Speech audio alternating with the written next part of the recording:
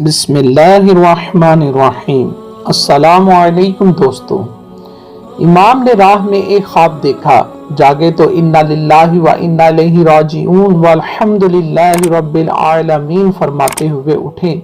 इमाम ज़ैनुल आबिदीन रदियल्लाहु ताला अन्हु ने अर्ज की, ए मेरे बाप, मैं आप पर कुर्बान। क्या बात मुलाहजा फरमाई। फरमाया, ख्वाब में एक सुवार देखा, कह रहा है लोग चलते हैं और इनकी कज़ाएं इनकी तरफ चल रही हैं।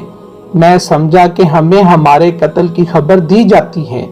हजरत आबिद रदियल्लाहु ताला अन्हो ने कहा, अल्लाह आपको कोई बुराई ना दिखाए, क्या हम हक पर नहीं? फरमाया, जरूर हैं। अर्ज की, जब हम हक पर जान देते और कुर्बान होते हैं तो क्या परवाह है? फरमाया, अल्लाह तुमको इन सब जजाओं से बेहतर जजा दे जो किसी बेटे को किसी बाप की तरफ से मिले। जब नैनवा पहुंचे, एक सवार कुफे से आता मिला। उसने हुर को इब्ने ज़ियाद का खत दिया। लिखा था, हुसैन पर सख्ती कर, जहां उतरे मैदान में उतरे, पानी से दूर ठहरे, ये कासिद बराबर तेरे साथ रहेगा, यहाँ तक कि मुझे खबर दे कि तूने मेरे हुक्म की क्या तामील की।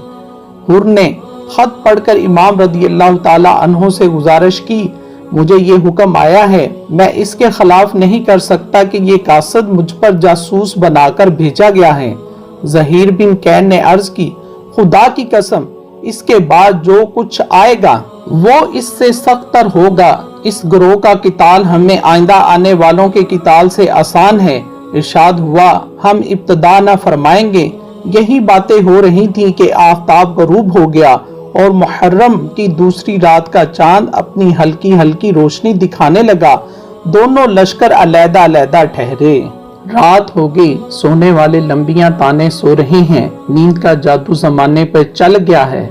हुर के लश्कर से नफीरे ख्वाब बुलंद हुई है। इमाम जन्नत मकाम जिन्होंने इतनी रात इसी मौका के इंतजार में जाग जाग कर गुजारी है, कूच की तैयारियां फरमा रहे हैं। असबाब जो शाम से बंदार रखा था बार किया गया और औरतों और बच्चों को सवार कराया गया। अब ये मुकद्दस काफिला इस अंधेरी रात में फकत इस आसरे पर रवाना हो गया कि रात ज्यादा है, दुश्मन सोता रहेगा और हम इनसे सुबह होने तक बहुत दूर निकल जाएंगे। बाकी रात चलते और सवारियों को तेज चलाते गुजरी। अब तकदीर की खूबियां देखिए कि मजलूमों को सुबह होती है तो कहाँ, करबला के मैदान में।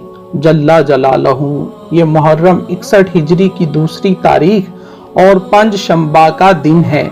उमर बिन साद अपना लश्कर लेकर इमाम के मुकाबले पर आ गया है।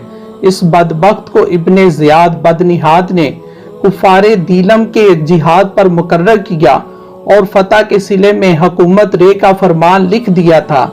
इमाम मजलूम की खबर पाई, बदनसीब की नीयत बद पर बुलाकर कहा, उधर का कसद मुलतवी रख, पहले हुसैन से मुकाबिल हो, फारिग होकर उधर जाना। कहा, मुझे माफ करो।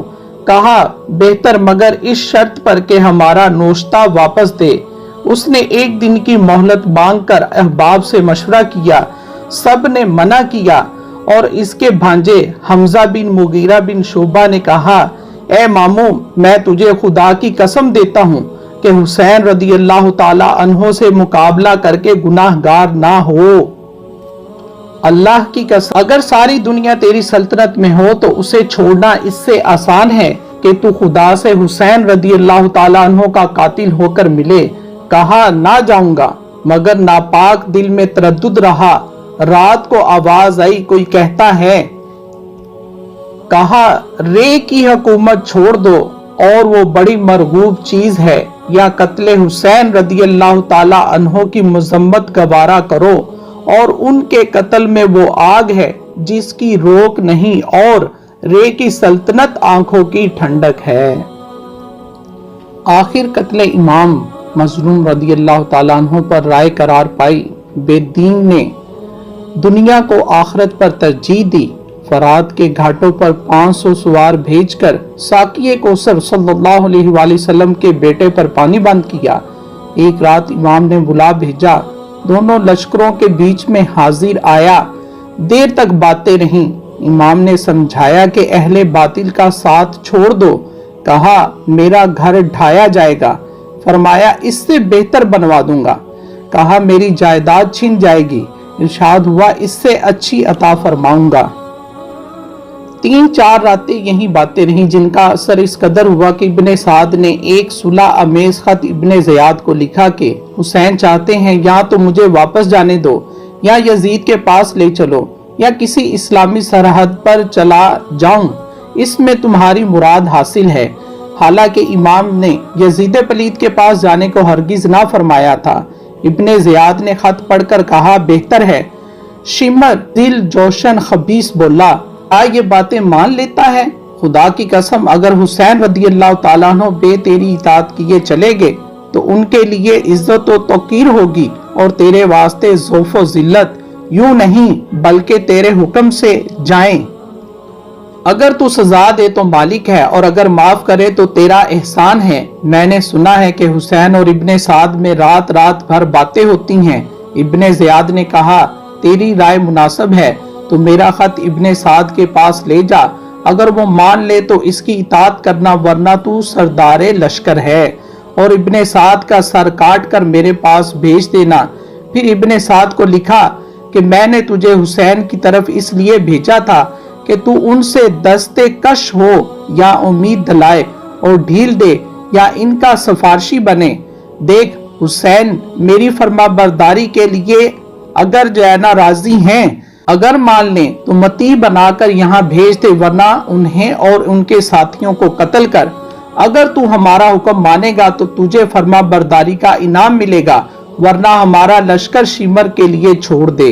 جب شمر نے خط لیا تو عبداللہ بن ابی محلل بن حزام، اس کے ساتھ ساتھ اس کی پھپھی ام البنین بنت حزام مولا علی کرم اللہ وجہ الکریم کی زوجہ اور پسرانے مولا علی حضرت عباس و عثمان اور عبداللہ اور جعفر کی والدہ تھیں۔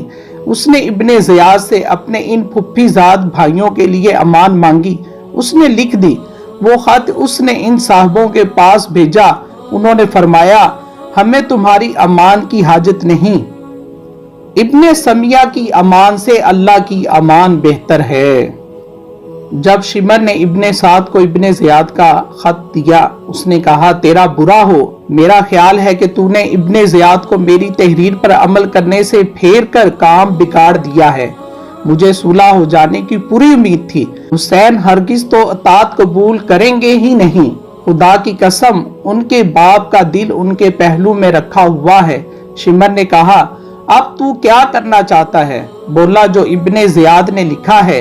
شمر نے عباس اور ان کے حقیقی بھائیوں کو بلا کر کہا اے بھانجو تمہیں امان ہے۔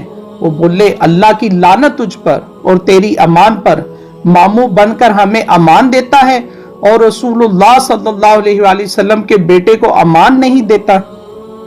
محرم 61 ہجری کی 9ویں تاریخ ہے۔ اس وقت سردار جوانان جنت کے مقابلہ میں جہنمی لشکر کو جنبش دی گئی ہے اور وہ میں شہادت کا متوالا حیدری کچھار کا شیر خیمہ اطہر کے سامنے تیگے باکف جلوہ فرما ہے۔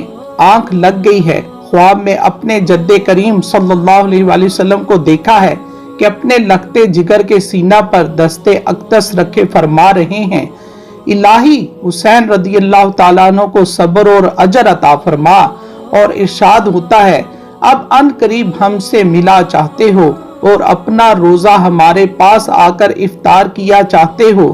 جوش مسرت میں امام کی آنکھ کھل گئی۔ ملاحظہ فرمایا کہ دشمن حملہ آوری کا قصد کر رہا ہے۔ جمعہ کے خیال اور پسماندوں کو وصیت کرنے کی غرض سے امام نے 1 رات کی مہلت چاہی۔ ابن سعد نے عمرو بن حجاج زبیدی سے کہا کہ آپ کا کیا مشورہ ہے؟ انہوں نے فرمایا اگر دیلم کے کافر بھی تم سے 1 رات کی مہلت مانگتے تو دینی چاہیے تھی، غرض مہلت دی گئی۔ پیارے دوستو، ویڈیو پسند آئی تو لائک اور کمنٹس کریں، چینل کو سبسکرائب کریں، بیل آئیکن کو پریس کریں تاکہ آنے والی ہر ویڈیو کا نوٹیفیکیشن آپ تک پہنچتا رہے۔ جلد ہی نئی قسط کے ساتھ حاضر ہوں گے۔ اللہ حافظ۔